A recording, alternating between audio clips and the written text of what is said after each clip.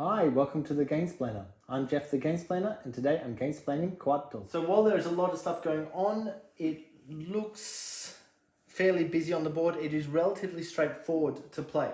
On your turn, you have a choice of 3 actions. So to start with, these are your cards. You'll have one of these cards private. These 2 are the things you're trying to build towards that are public information. Once someone has them or has one of the cards, that will then get dismissed, and so you need to watch your timing on when you get your cards. These are private information cards. You will have a hand limit of 5. When you draw them, you're taking them from these 6 that are available or from the face down deck. You can take as many cards as you like as long as you don't exceed the 5 cards in your hand. On your turn, you have 3 choices. You either gain pieces of your Coatl, which is either 1 tail piece, 1 head piece, or 2 body pieces. When you gain them, they come into here. So for example, this player might gain a head piece. You'll notice that there are 8 spots available on this part of your board. Once those spots have been filled up, you cannot take any more actions from up here. On a future turn, this player might choose to take that, etc. So this board, you'll notice it is clearing out, will get refilled once all 4 of these heads and tails are gone or all of the body parts are gone. When they're empty, we refill the entire board and keep going. The second thing you could do on your turn is take more cards. So at the moment, this player has 2 cards that are obviously going for a whole bunch of green, thus taking those 2 pieces. None of those cards are worthwhile to him on this particular Coatl. However, if he were to take those 2, they're worthwhile on a different one, which is using black and red, and there's a lot of black and red available up there. So that might be his next turn, and these cards then get replaced after that person's turn. His next turn, he might, because he's got those cards that are looking for the black and red, he might take that as his next turn, and then the turn after, maybe another couple of black, and maybe the turn after he'd take another black tail. Now the third thing he might be able to do, or could choose to do, is to build his Coatl. When you're building, you have 3 options. You can begin a new Coatl, which looks like that. You can add to an existing Coatl, or you could start another new one. So what he's doing is he really needs to be getting some red into that. So before he put all of them down, he probably should have put a red in there. He's realistically looking for red to be there, then black, then red. So he may not join those ones on. And this other one is just looking for a whole bunch of green. So a whole bunch of green going in there. You can leave as many up here, you can put as many down there as you like.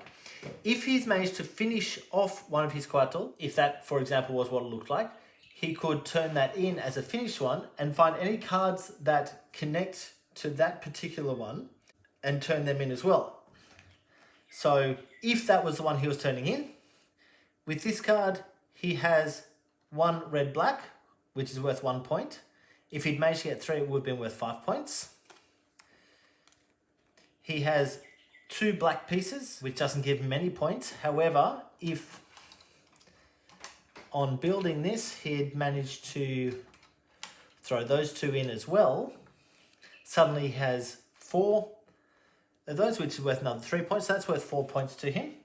This one was looking for 3 green pieces as the minimum, and this one was looking for gatherings of the 3 green pieces. If he did that twice, that'd be worth 7 points.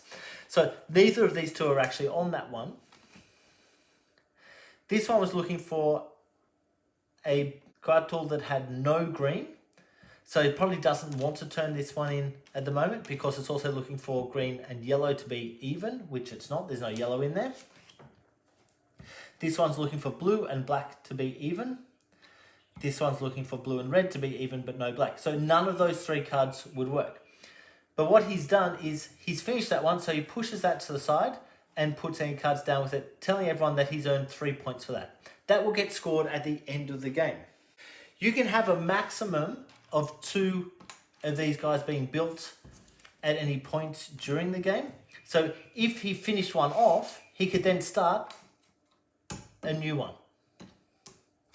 Notice you have to have a tail and a head to finish one of them off. The other thing that you need to bear in mind is this is talking about 9 pieces. If that was the length that he turned in, there's only 7 pieces on there. So he would need another 2 pieces in that to hit that. To get one of these would get him 3 points. If he had both of them, that would get him 7 points as well. You can put a maximum of 4 of these cards with any one of your Coatl, and 1 of these other bonus cards with that as well. The game will finish once someone has built their 3rd one of these. If the game is finished by someone completing their 3rd one, everyone else gets 1 more turn.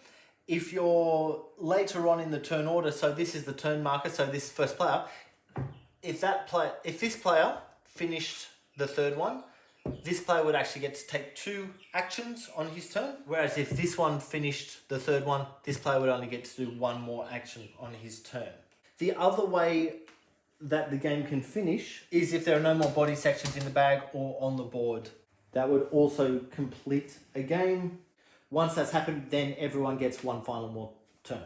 On that final turn, you're very likely trying to turn in Coatl because that's how they're scored. If they're incomplete, then you don't get to score them.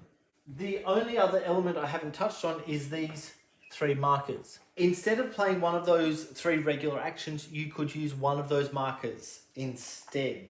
So this marker allows you to draw 1 head, 1 tail, or 2 body pieces of your choice from the bag and then refill the board so you can get exactly what you're looking for if that's the case.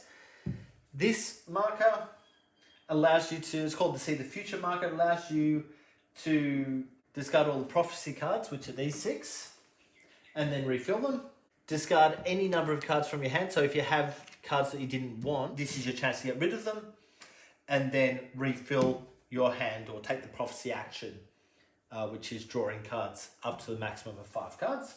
And the 3rd token is called the Priest Commitment, which is taking one of these 2 face-up cards and add it to your hand so it becomes a private goal rather than a public goal. And I believe that that is everything. Just be aware that when you do get to the end, flip this board over,